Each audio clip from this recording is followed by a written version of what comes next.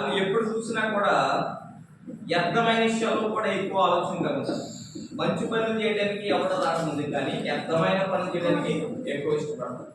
అల్లరి లేపుతుంటారు, మంచి చక్కగా ఉన్న వారిని పాడు చేసేవారుగా ఉంటుంటారు. ఇంకా చూసినట్లయితే కింద చూసినట్లయితే 4వ వచనం చూద్దాము. ఆకాశమందు ఆసీనుడైనవాడు నవ్వుచున్నాడు, ప్రభువు వారిని చూసి ఆశిస్తున్నాడు. ఆకాశం మీద ఆసీనుడైన వాడు ఏం చేస్తాడంటే మనం చేసే పనులు చూసి నవ్వుచున్నాడు, అపహసించున్నాడు. ఏమిటి చేసే పనులు? చాలా మంది రకరకాల పనులు ఈ లోకంలో చేస్తారు. అల్లరి లేపే పనులు, ఉపయోగకరమైన పనులు కాదు కదా. సమయం ఎంత అయిందండి? 11 దాటేసింది కదా. టైం ఎంత? 11 అయింది కదా. నేను అప్పుడు సంఘం తీసుకుని వచ్చాను. కానీ ఇక్కడ రావడం మరి ఇంకా ఇక్కడ రావడానికి ఎంత ఏమన్నారు? 10 మంది కూడా నచ్చినట్లేదు. ఎలా ఉందంటే సంఘము పరిస్థితి, లోక పనులైతే ఇష్టపడుతున్నారు, అల్లరి పనులైతే ఇష్టపడుతున్నారు, అపహాసం పనులు అయితే ఇష్టపడుతున్నారు, దేవుని పనులు మాత్రము ఇష్టపడుతున్నారు. అదే మనం అడిగాను, మీరు ఏ టైంకి వస్తారని చెప్పండి అన్నాను కదా. 10కి వచ్చి 10కి రండి, లేదంటే 11 వస్తాను, 11 అయితే 1 గంట 2 పెట్టుకోవచ్చు అంటే లేదు మేము అందరూ 10కి వస్తామని చెప్పేసారు కదా.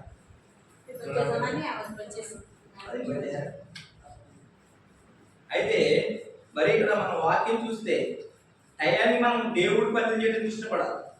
అయితే ఇక్కడ ఏముందండి? ఆకాశం ఉన్న ఆశీర్వాదం నవ్వుచున్నాడు, ప్రభు వారిని చూసి అవాక్యాడు.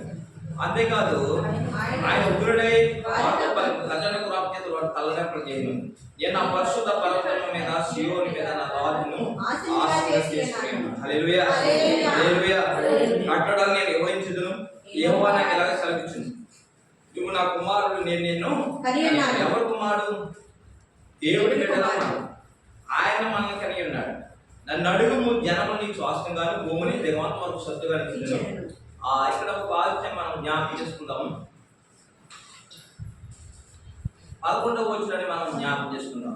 భయభక్తులు కలిగి యెహోవాను సేవించుడి, గడగడా మనుకుచు సంతోషించుడి. చూడండి, భయభక్తులు కలిగి యెహోవాను సేవించుడి. ఏ భక్తులు అండి? మనకు ఉన్నాయా? భయము భక్తి అనేది మనకి ఎవరికి లేదనేదానికి నేనేమో ఇబ్బంది పడలేదు, నిజంగా లేవు. మనం యువత కూర్చున్నా మనకు భయభక్తులు ఉంటే కనుక దేవుని కంటే ఏది కూడా ఎక్కువ మనము ఆశిస్తాం. ఈ లోకంలో పని అంటే కంటే మందిరానికి దేవుడి పనికి మనం ఎక్కువ ఇష్టపడతాం కదా. కానీ ఈరోజు మనం దేవుని మందిరం రావడానికి భయం లేదు, భక్తి లేదు. భయభక్తులు అంటే ఏం చేయాలంటే నిజం చెప్తున్నాం, అనుజం నేర్చుకోవాలి. చక్కగా టైం అంటే టైం, చక్కగా దైవం అంటే టైం. ముస్లిం సోదరుల దగ్గర నేర్చుకోవాలి.